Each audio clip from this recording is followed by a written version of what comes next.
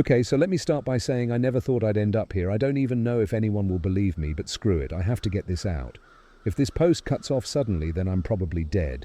This all started a few months ago when I got into gambling. Yeah, I know, it's a cliche. Dude loses a bunch of money, spirals into debt, and gets mixed up in some bad stuff. But this is on another level. I've always been pretty into online poker and blackjack, mostly for fun, never for big money. But one night I stumbled onto something different. I was drunk, scrolling through some shady forums, and I found a link to what I now know was the dark web. I didn't really think much of it. I mean, people joke about the dark web all the time, right? It didn't feel real. But I clicked the link anyway because I'm a dumbass. The page that loaded wasn't like anything I'd ever seen. It was black with this red logo at the top that looked like a skull but more realistic, like it was a photograph of a real skull, if that makes sense. Underneath there were 3 words in this pixelated text: play, win, survive. It was obviously a gambling site, but the stakes were different. It didn't take long to figure out that instead of playing for money, you were playing for something else. They didn't beat around the bush either. First thing you see when you click enter is a long disclaimer. Basically, it said that if you lose, the price is your life. If you win, well, let's just say the rewards weren't monetary. They were disturbing as hell. I wish I could say I clicked away right then and there, but I didn't. The thrill of it, the curiosity, the thought that maybe it wasn't real, it all got the better of me. It wasn't like there was a giant quit button, but there was a sign-up page, and before I knew it, I had made an account. No usernames, no emails, nothing like that, just a number. Mine was #1452. I wasn't completely stupid. I didn't want to just jump into something without knowing more, so I clicked through the different game options, and most of them were basic: poker, roulette, blackjack, but the rules were always the same. You lose, you're done. And by done, I mean dead. The chat feature was what really freaked me out, though. People were talking like it was normal, like they were regulars. I watched them talk about losing friends, disappearing after a bad hand, and it wasn't just talk. I could tell these people weren't faking it. Their messages were desperate, hollow. One guy, player #0328, typed something that chilled me to my core. They took my brother. It was just one hand, man. He folded and they took him that night. I should have logged off. I should have thrown my laptop out the window right then and there, but I didn't. I was sucked in. You know how gambling works, right? You think you're smart. You think you're different. I told myself, I'm not stupid. I'll win. So I entered a blackjack room. It was me and 2 other people. The dealer wasn't human. I'm serious, there was no face, just a shadow. The game started, and everything felt wrong. The cards were real, but they didn't feel like cards. The way they moved, the way they slid across the screen, it was almost as if they were alive. I got dealt an 8 and a 7, 15, not great. The other players hit, and I watched them go bust. I sat there, sweating, thinking about whether I should hit or stay. But then I remembered something from one of the chat messages I'd seen earlier. You never hit on 15. So I stayed. The dealer flipped over their card, 16. Then another card, bust. I'd won. The other 2 players, gone. I swear to God, their profiles disappeared the second they lost. It wasn't like they logged off, they just vanished from the game like they never existed. It was my turn to go, but I couldn't stop myself from entering another room. This time it was a higher stakes room. I didn't care anymore. I was cocky. My hands were shaking, and I had this gut feeling like I was doing something incredibly stupid, but I clicked join anyway. This game? It was different. It felt heavier, like the air around me was thicker. The dealer wasn't a shadow this time, it was a person, a real person. But their face was distorted, like it was glitching. The eyes kept shifting from black pits to regular human eyes, but it was the mouth that freaked me out the most. It was stretched unnaturally wide, almost like they were stuck in a permanent scream. My cards were bad from the start, a 5 and a 6. I hit, and I got a 3. Still garbage, but I had to hit again. I was at 14, I don't know why, but I hit a 3rd time. I got a 9, busted. The second I saw the cards, my entire screen went black. The chat box disappeared, the dealer disappeared, everything. It was like my computer just died. But before the screen went completely black, I saw something flash in red letters. "You lost. We're coming." I didn't think it was real. I told myself it was just some kind of twisted joke, a gimmick to scare losers. So I slammed my laptop shut and went to bed, laughing at how worked up I'd gotten. But then I started getting texts. The first one came around 2 a.m. It was from an unknown number, and all it said was, "We're outside." I freaked out. My heart was pounding and I ran to the window. Nothing. There was nobody out there. I tried to tell myself it was a coincidence, that it wasn't related to the game, but deep down, I knew it was. At around 3:30, I heard knocking on my front door. Not a soft knock, but a slow, deliberate pounding. I froze. My phone vibrated again. Another text from the same number. "Open the door." I didn't. I locked everything. I turned off all the lights and sat in the corner of my room, shaking. The knocking stopped after a while, but I couldn't sleep. The next morning, I woke up to a third text. "We gave you time. You know what happens next." That's when I knew I was screwed. I packed up everything I could. Cash, clothes, food. I didn't tell anyone where I was going. Not my parents, not my friends. I just got in my car and drove. I didn't stop until I was halfway up a mountain, far from civilization. I'm here now typing this from a burner phone, and I don't know how long I have. They're coming for me. I can feel it. But the scariest part. Last night, I saw a figure in the trees outside my cabin. It was just standing there, watching. It didn't move, didn't come closer, but I know it's waiting. I can hear footsteps outside again as I type this. When I left off, I told you about the figure I saw in the trees outside the cabin. After I spotted it, I barely slept. I just sat there, gripping this old hunting knife I found in the cabin's kitchen, like that's going to do anything against whatever's out there. Honestly, I don't even know what they are. The figure was tall, lanky, like its limbs were too long for its body, but it wasn't human. At least, not anymore. The way it moved, like it was glitching, jerking forward, then snapping back, wasn't natural. The first night, it just stood there. It didn't move, didn't make a sound, just watched me. I thought maybe it was in my head, sleep deprivation messing with me. But then the text messages started again. It was around 2 a.m. when my phone buzzed. I had blocked the number that had been texting me before, but they just used a different one. The message? It was a picture of me, standing at the window. I don't know how they got the photo. I didn't even see a flash, didn't hear a camera click. But it was definitely me, standing in the dim light of the cabin, staring out at the trees like a deer in headlights. I didn't go outside. I couldn't. I just sat there, paralyzed, staring at the screen. And then the next message came through. "Come outside. We're waiting." It was them, the people, or things, behind the game. I knew it, deep down. That figure in the trees wasn't alone. There were more of them. I didn't know how many, but I wasn't going to find out. I threw the phone across the room and bolted the door. I barely slept that night. I just sat there listening. The cabin's deep in the woods, way up the mountain. No neighbors for miles. The only sound was the wind and the occasional rustling of trees. But then, around 3 a.m., I heard something else, a scratching sound. At first, it was faint, almost like an animal, but then it got louder. It was coming from the back of the cabin, near the bedroom window. I crept over, as quietly as I could, and peeked through the blinds. My heart nearly stopped. There were more of them.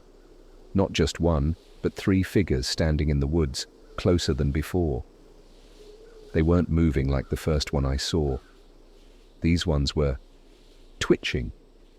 Their heads jerked violently from side to side, like they were trying to shake something off. I could hear the snapping of their joints, like their bones were breaking and resetting over and over again. But their eyes, God, their eyes were the worst part. They didn't blink. They didn't even look human anymore, just black pits, empty and hollow, like looking into a void. I backed away from the window, trying not to breathe too loud. The scratching had stopped, but now there was this low, whispering sound. It wasn't in English. It wasn't in any language I recognized. It was like a distorted recording of someone speaking, played in reverse. It wasn't coming from the figures outside. It was coming from inside the cabin. I grabbed the knife again and slowly made my way toward the sound. It was coming from the living room, near the old wood stove. As I got closer, the whispering got louder, but it didn't make any sense. It wasn't words, just this constant droning noise. And then, all of a sudden, it stopped. There was silence for a few seconds, and then my phone buzzed again. I didn't want to look, but I had to. The message was short. "You can't run." I've been off the grid for days. No one knows where I am. I didn't use GPS, didn't tell anyone, didn't leave a trail. But somehow they found me. They always find you.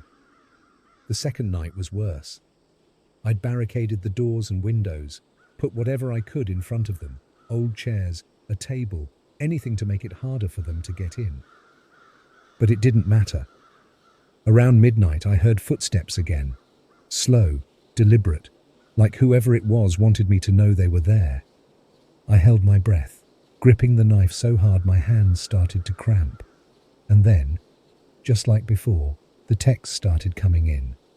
But this time, they weren't pictures of me. They were pictures of the cabin, taken from different angles, outside. First the front, then the back, then one right up against the window, like whoever, or whatever, was out there was pressing their face against the glass. But the thing is, I never saw them. Every time I checked, the woods were empty, but I knew they were there, watching, playing with me, messing with my head. I don't know what these things are, but they're not human. The more I think about it, the more I wonder if the people I saw in that chat, those players, they weren't just victims. Maybe they became like these things, lost souls twisted into something else by the game. It makes sense, doesn't it?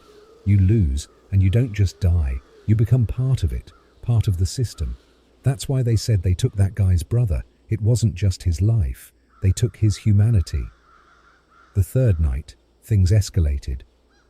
I had been awake for 2 days straight, running on nothing but adrenaline and fear. My mind was playing tricks on me. Shadows moved even when nothing was there. Every creak in the floorboards sounded like footsteps. But it wasn't just paranoia. I knew they were close. I could feel them. And then, the worst thing happened. They came inside. They came.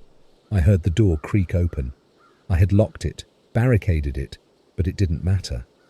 The door swung open slowly, almost like they were mocking me, like they wanted me to know how powerless I was. I didn't see them right away, but I heard the sound of their feet dragging across the wooden floor.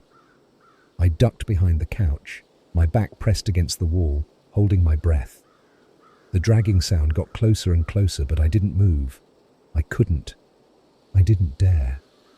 And then the whispering started again, that same distorted, inhuman sound. It was right behind me. I don't know how long I stayed there, frozen in place. Minutes? Hours? I don't know. But eventually the sound stopped and the room went silent again. When I finally worked up the courage to look, they were gone. The front door was wide open, but they were gone. I don't know why they didn't kill me that night. Maybe they're waiting for something, I don't know. But I do know this. They're getting closer, and I don't think I can outrun them anymore. I'm going to keep moving. I have to. But I know, deep down, that no matter where I go, no matter how far I run, they'll find me. They always do. I don't know what I expected to happen after the third night. Maybe I thought I could outrun them if I got high enough up the mountain, or maybe I thought they'd get bored and leave me alone. But after that last night in the cabin, I realized something. I was never going to get away. That morning, I packed up whatever supplies I had left and started hiking further up the mountain. There's nothing up here. No roads, no people, just dense trees and steep cliffs. It's freezing, even during the day, and at night it's pitch black. but I figured if I could get high enough, maybe it'd be harder for them to find me. I don't know. It was a desperate thought, but it was all I had. As I climbed, the air got thinner, colder, but it didn't matter. I just kept moving. Every time I stopped, I'd hear them. Not the whispering, not yet, but footsteps. Slow, deliberate, crunching through the snow and dead leaves, always just far enough behind me that I couldn't see them when I turned around, but close enough that I knew they were there. It's like they wanted me to know they were watching, like they were waiting for something. And that's when I started to get really paranoid. I started noticing things that didn't make sense. For example, no matter how far I climbed, how much distance I put between me and the cabin, I'd find signs that they had been there. Footprints in the snow, long misshapen ones, like whatever was following me had twisted feet that didn't fit the shape of a human's. Sometimes I'd find scratches on the trees, long claw marks gouged into the bark. I wasn't alone up here, and I think they were trying to remind me of that. The strangest part, I never saw any animals. No birds, no deer, nothing. Just silence. It was like the whole forest was dead. And that silence? It made the footsteps even louder. The first night I spent up on the mountain was different. I had set up a small fire, just enough to keep warm, and I found a spot between two boulders where I could hunker down for the night. I thought the rocks would protect me, that maybe they couldn't get too close if I was in a tight space. But I was wrong. So wrong. It was around midnight when the fire started to die down. I was sitting there staring at the last of the embers when I heard something. Not footsteps this time, but breathing.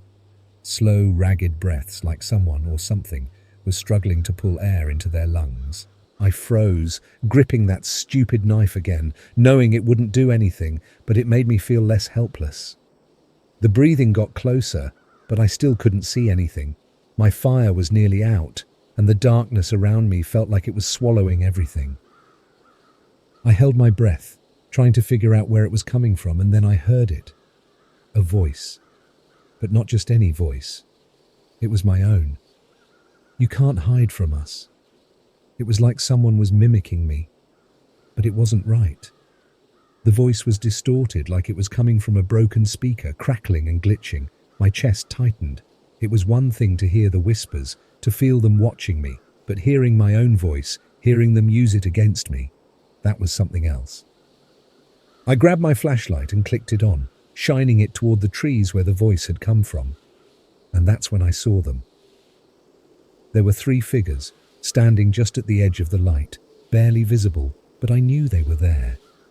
Their limbs were twisted, elongated, and their skin looked wrong, too tight, too stretched over their bones, like they weren't meant to be in those bodies. And their faces, oh God, their faces. They didn't have eyes anymore, just hollow, dark holes where their eyes should have been. But it wasn't that they were blind. I could feel them watching me. I could feel their gaze. One of them stepped forward, and that's when I saw it. The thing wore my face, my twisted, broken face. Its skin was too tight, just like the others, and its mouth was pulled into this horrible wide grin, like someone had slashed its cheeks open and forced it to smile. "You can't run," it said in my voice, but more distorted, more broken. I dropped the flashlight. I don't know why. Maybe it was instinct, maybe it was fear. But in that moment, I just bolted. I ran as fast as I could up the mountain, not caring where I was going, just trying to put distance between me and that thing wearing my face. The rocks were sharp under my feet, the cold biting into my skin, but none of that mattered. All I could think about was getting away. I don't remember how long I ran, but eventually my legs gave out. I collapsed into the snow, gasping for breath, the cold air burning my lungs. I looked back, half expecting to see them right behind me, but they weren't. The forest was silent again, but I knew they hadn't left. They never leave. When I finally got myself together, I checked my phone. No signal. But that wasn't the worst part. There was a new text message waiting for me, despite there being no service. "We know your name." I hadn't given them my name. I hadn't given them anything when I signed up for that game. Just a number. That was it. But somehow, They knew. And then another message came through, one that made my blood run cold. We're not just in the game anymore. That's when I realized what was happening. It wasn't just about losing a stupid hand of blackjack. It wasn't even about my life anymore. They were breaking through into the real world. The game was just the beginning, the doorway. Now that I had played, now that I had lost, I was connected to them. They weren't bound by the rules of the game anymore, and neither was I. I spent the next day hiking higher, deeper into the mountains. The air was so thin I could barely breathe, but I didn't care. I just needed to get as far away as possible, but every time I stopped, I could feel them, watching, waiting. And now, they weren't just whispering. They were talking. Sometimes, I'd hear my own voice calling to me from the trees. Sometimes I'd hear my mother's voice, or my friends'. They were using the voices of people I knew, people I loved, trying to lure me out. They were trying to get inside my head, make me doubt myself. And the worst part, it was working. I started seeing things that couldn't be real. People from my past, long dead, standing in the distance, watching me, smiling that same grotesque smile. Shadows that didn't belong to anyone, objects moving on their own, and through it all, those voices, always those damn voices. The last night before I made this post, I decided I needed to end it. I couldn't keep running forever. I couldn't stay up in the mountains, slowly losing my mind, waiting for them to take me. So I did something I never thought I'd do. I went back down the mountain. I hiked for hours, heading back toward the cabin, toward where it all started. Maybe I thought I could confront them, face them head on, or maybe I just gave up. I don't know. But I made my way back, and when I finally reached the cabin, the door was wide open. It had been trashed. Everything was overturned, broken, like a tornado had gone through the place. But that wasn't what made my stomach drop. There was a message on the wall, scratched into the wood with what looked like claws. "We are inside you." I don't know what that means. I don't know what's going to happen next. But I know one thing for sure. I can't keep running. They're not just out there anymore. They're in my head. And I don't think there's anywhere left to hide. I don't know if anyone's still reading this. Honestly, it doesn't matter. I'm writing this down because it's the only thing keeping me sane at this point.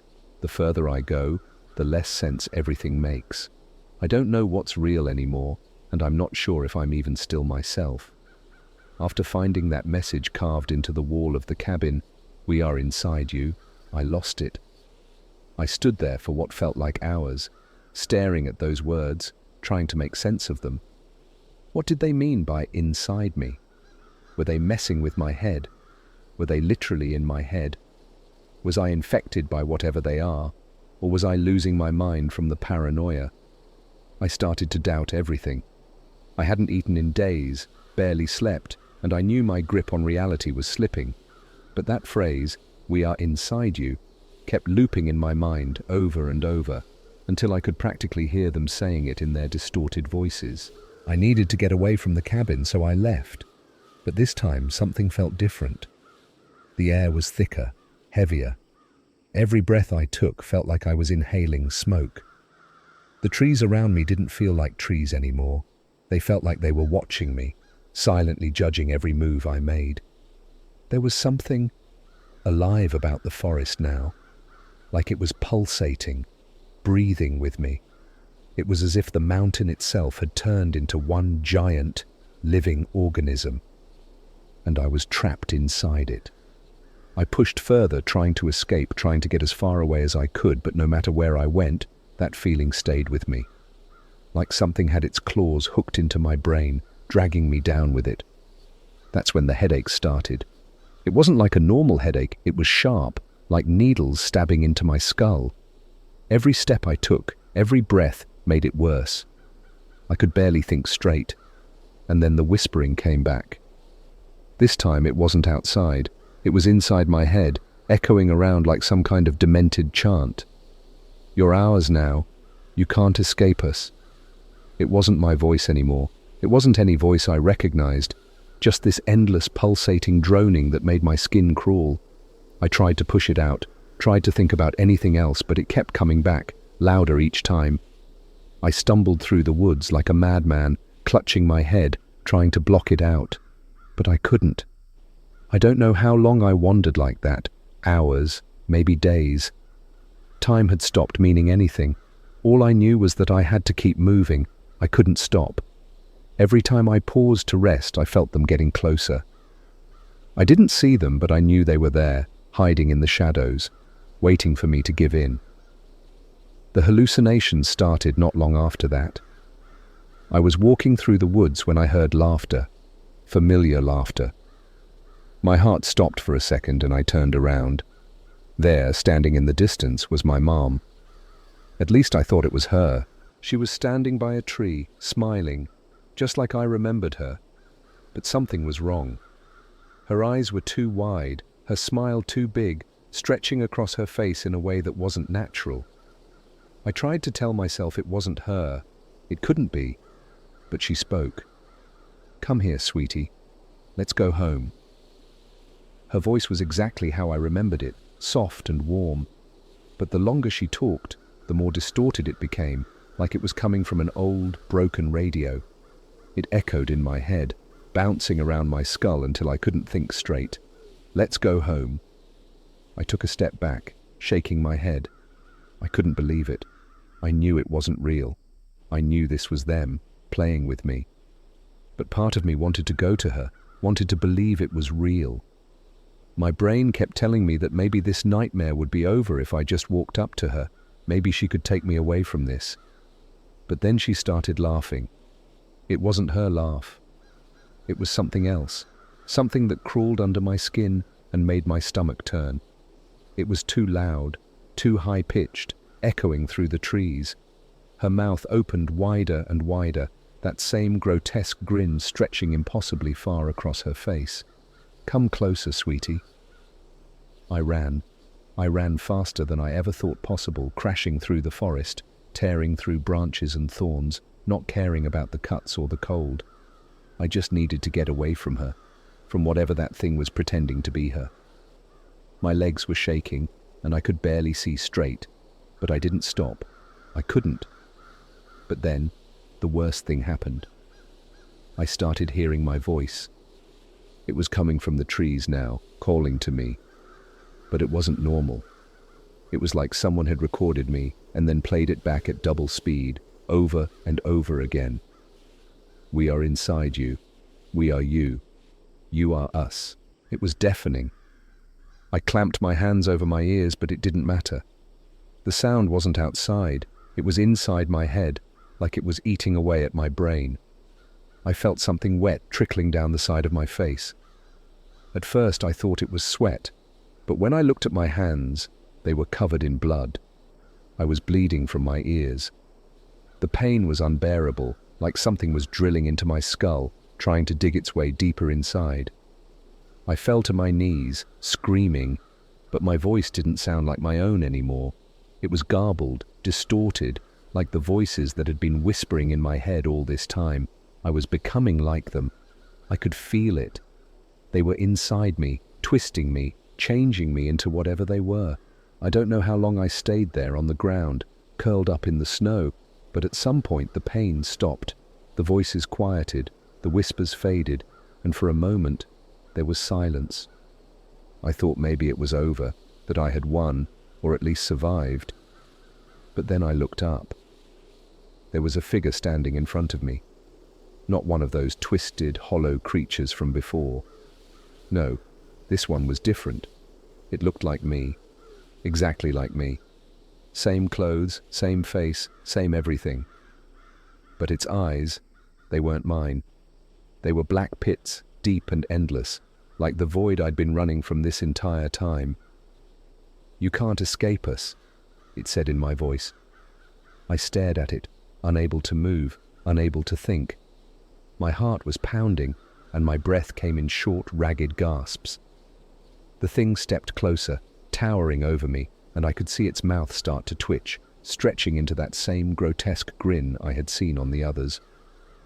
"We are inside you now," it whispered, leaning down until its face was inches from mine.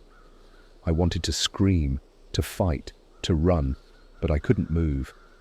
My body was frozen, my muscles locked in place. All I could do was sit there and stare into those empty, hollow eyes. "You lost the game," it said. "Now you're one of us." And then, without warning, it lunged at me. I don't remember much after that. Just pain, sharp and searing, ripping through my chest. I remember falling back, the cold snow soaking through my clothes, and then nothing. When I woke up, it was dark. I don't know how long I was out, but I could tell something was wrong. I wasn't in the woods anymore. I was somewhere else, somewhere cold and empty, with walls that seemed to stretch on forever. I'm still here, in this place. It's hard to describe. It's like a maze, but not. The walls shift, the floor moves, and I can hear the whispers everywhere now, constantly, inside and outside my head. They've taken me. I'm not sure if I'm even human anymore. I don't know if I ever was. I think this is where they come from, the ones who play the game and lose. This place. They were never just following me. They were waiting for me to join them. I don't know how long I have. But if you're reading this, if you're thinking of playing, just don't. Don't make the same mistake I did. Don't play the game, because if you lose, there's no going back. You become one of them. You become the watcher, the thing that hunts, the thing that waits. And once you're here, you're never leaving. After waking up in that twisted, shifting maze, I tried to find my way out. At first, it seemed simple enough. Pick a direction and walk. But every time I thought I was making progress, the walls would change, twist around me, and I'd end up right back where I started. It wasn't just a maze, it was alive. The walls weren't solid either. They were soft, fleshy, almost like skin. Every time I touched one, it pulsed, like there was something beneath it, something writhing. And the smell, God, the smell was rancid. It was like rot, like decay. It filled my lungs, clung to my skin. I was suffocating in it. The whispers were constant now, a dull hum in the background, sometimes louder, sometimes softer, but always there. They never stopped. They told me things I didn't want to hear. They told me about the others who had played the game, about what happened to them, about how they were turned, twisted into the creatures I'd been running from, and worst of all, they told me about me. "You're one of us now." I refused to believe it. I kept telling myself that I wasn't like them, that I was still human. But as I wandered through that shifting maze, I could feel it. Something was happening to me. I could feel my body changing, feel my mind slipping.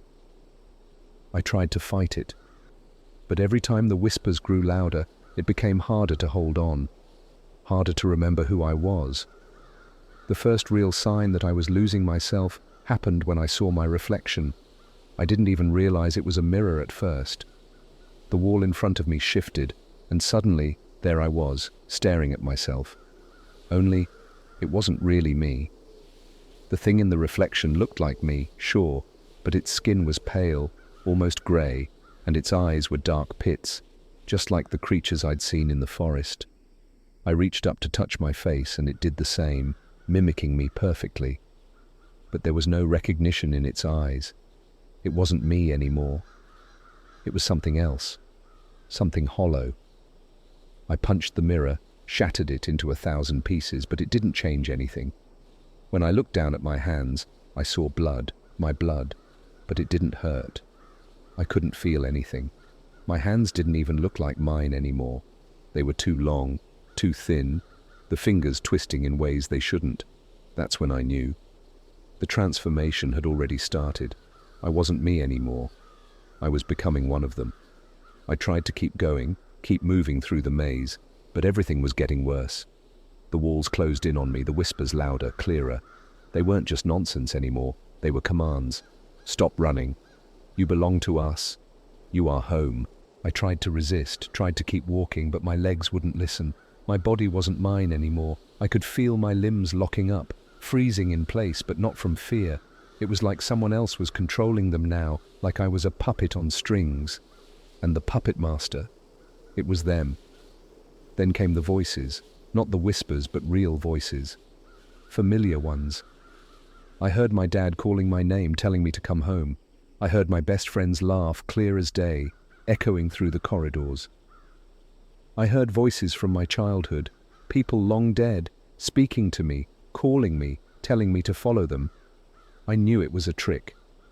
I knew it was them, trying to lure me deeper into the maze. But it didn't matter. The more I heard the voices, the more I wanted to believe them, the more I wanted to go to them. At some point, I stopped moving altogether. I couldn't. The walls pressed in on me, squeezing the air out of my lungs, and I felt this overwhelming urge to just give up, to let go, to stop fighting. And that's when they appeared. The figures, the ones I'd been running from, stepped out from the walls. There were more of them now, dozens, maybe hundreds, all of them with those hollow, dark eyes and twisted, stretched faces. They didn't move like humans. They didn't walk. They just shifted, glitching toward me like broken video footage. I tried to scream, but my throat was dry, raw. Nothing came out. They circled me, closing in tighter and tighter until I could barely breathe. I could feel their eyes on me, boring into my skull, like they were peeling away the last bits of my humanity, stripping me down to nothing. Then, one of them stepped forward.